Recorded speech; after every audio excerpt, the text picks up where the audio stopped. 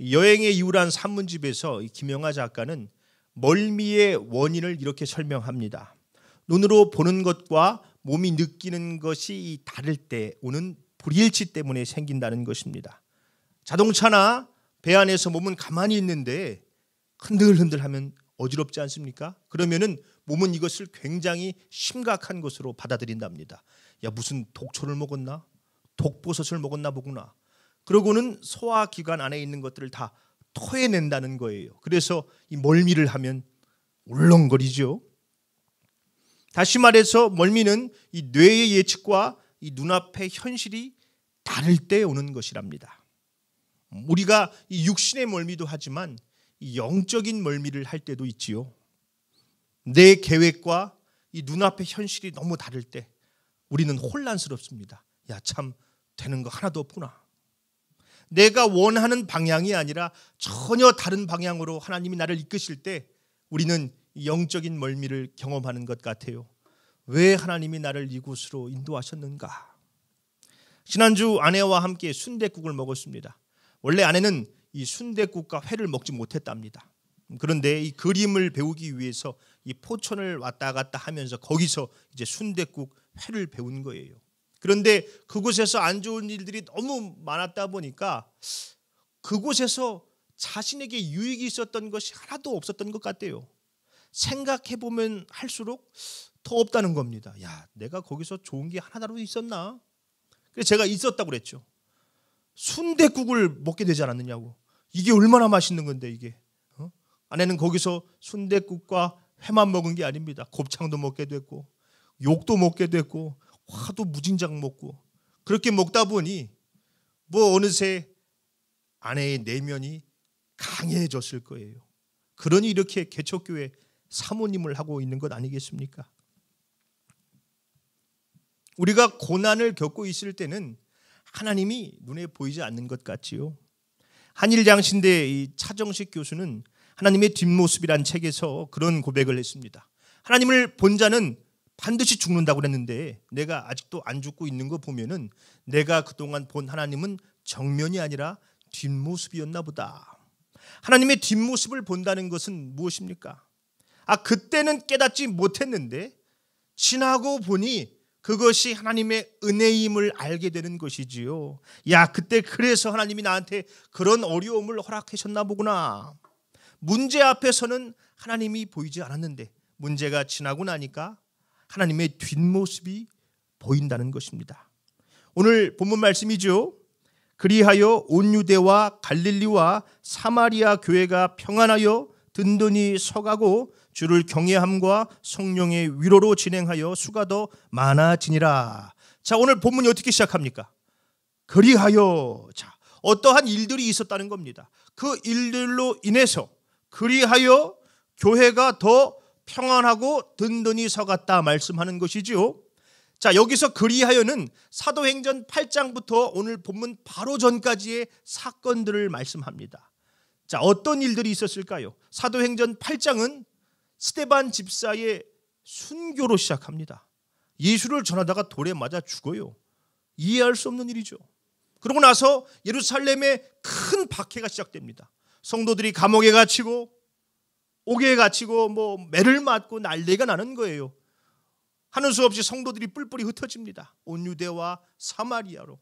그때 그 성도들을 잡겠다고 이 사울이라는 청년이 다메섹으로 내려가던 도중에 부활의 예수님을 만납니다. 그 사울이 이방인들에게 복음을 전하는 바울이 돼요. 그런데 복음을 전하다가 그도 죽을 뻔해요.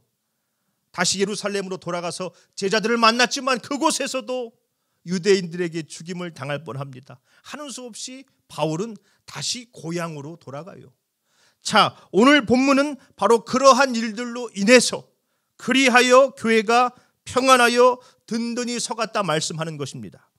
자, 그런데 한번 생각해 보십시오. 그 사건들이 교회를 평안하게 할 일들입니까? 복음을 전하다 돌에 맞아 죽고 박해가 시작돼서 옥에 갇히고 매를 맞고 평안은커녕 오히려 교회를 더 불안하게 하는 일들이지요. 우리의 삶에도 가정과 교회를 불안하고 힘들게 하는 일들이 찾아올 때가 있습니다.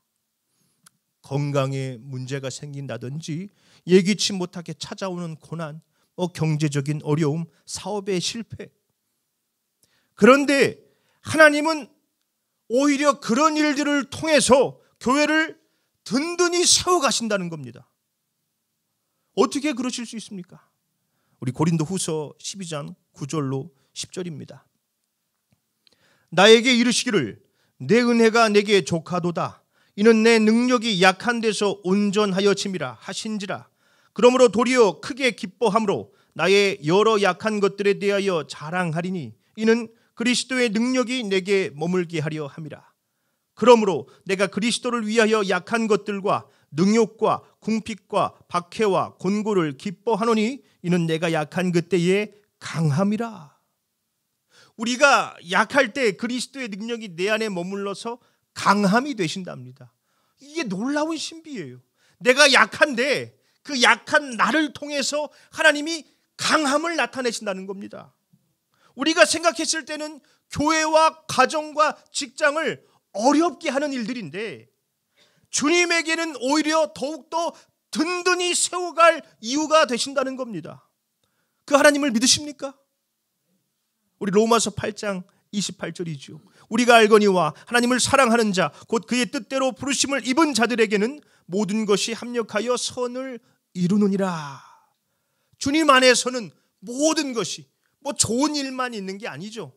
실패와 상처와 아픔까지도 합력해서 선을 이루게 된다는 것입니다. 사람들에겐 걸림돌이지만 주님에게는 디딤돌이 되는 것이죠. 끔찍한 저주의 사형틀 십자가가 주님에게는 인류를 구원하는 구원의 십자가가 되는 것이지요. 오늘 초대교회를 한번 보십시오. 스데반 집사가 순교를 하고 성도들이 매를 맞고 옥에 갇히고 뿔뿔이 흩어지고 예수를 전하다가 죽을 뻔하고 하는 수 없이 다시 고향으로 돌아갔지만 주님은 이 모든 일들을 통해서 교회를 더욱더 든든히 세워가셨다는 것입니다. 그렇습니다. 우리에게는 이 그리하여의 하나님이 계세요. 지금 내가 겪고 있는 상처와 아픔도 주님은 나를 더욱더 든든히 세워가는 도구로 만드십니다. 그 하나님을 믿으시길 바랍니다. 말씀을 맺겠습니다. 미라 브룩 웰치라는 사람이 쓴 The Touch of the Master's Hand라는 유명한 기독교 시가 있어요. 거장의 손길이 닿을 때 이렇게 번역할 수 있겠죠. 경매장에 먼지가 뽀얗게 쌓인 낡은 바이올린이 있습니다. 경매사는 이런 거는 빨리 해치워버리고 다른 걸 팔아야겠구나 싶어가지고 물건을 파는 거예요. 자, 1달러 없어요? 2달러? 고작 2달러입니까? 3달러. 그때 머리가 희끗희끗한 노인이 앞으로 쭉 걸어 나오는 겁니다. 저 양반이 살라나? 이 바이올린을 잠깐 달라는 거예요.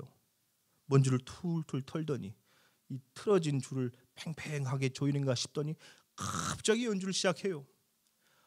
그 소리가 얼마나 아름다운지 천사의 소리같이 사람들이 다 황홀하게 그 음악을 듣습니다. 순간 이 경매장이 공연장으로 바뀐 것 같아요. 연주가 끝나자 사람들이 다 기립해서 박수를 쳤습니다. 와! 그리고 이 노인에게 다시 바이올린을 건네받은 경매사가 이제 경매를 진행하는데 활기를 띠는 거예요. 100달러, 200달러, 300달러, 1000달러, 1500달러. 그날 그 바이올린이 3000달러에 낙찰이 됐어요. 그때 어떤 사람이 묻습니다. 도대체 이해할 수가 없구만. 어떻게 값이 저렇게 올랐어? 그때 나온 대답이 The touch of the master's hand. 거장의 손길이 닿았기 때문이지. 사람들이 거들떠도 보지 않던 그 낡은 바이올린을 거장이 연주하자 세상에서 가장 아름다운 소리를 내는 악기가 되었지요. 내 상처와 아픔과 슬픔, 실패와 좌절, 내 삶을 더 힘들게 하는 것들, 그러나 주님의 손길이 닿을 때 The touch of the master's hand, 주님이 그것들을 만지실 때 그 모든 것들은 다 합력해서 선을 이루게 된다는 것입니다. 사람들에겐 걸림돌이, 주님에게는 디딤돌이 됩니다. 저주를 받은 끔찍한 사형틀 십자가가 주님에게는 인류를 구원한 구원의 십자가가 됩니다. 주님은 그리하여의 하나님이십니다. 우리 성도님들 모두 믿음으로 그 그리하여의 하나님을 경험하게 되시기를 예수님의 이름으로 축원합니다.